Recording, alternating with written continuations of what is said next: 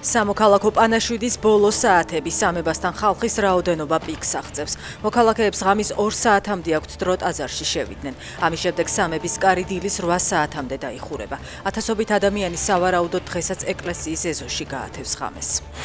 სიონის საპატრიარქო ტაძარში საფლავის გაჭრის სამუშაოები დასრულებულია. ილია მეორეს ტაძრის საკურთხეველთან კანკელის მიმდებარედ დაკრძალავენ. დამონტაჟდა ეკრანები და ხმის გამაძლიერებლებიც. მე ვფიქრობ, რომ ილია მეორეს ტახტზე არავინ უნდა დაჯდეს. ეს ტახტი უნდა დაუტოვოთ მას, მათ შორის სინოდის სხდომაზე.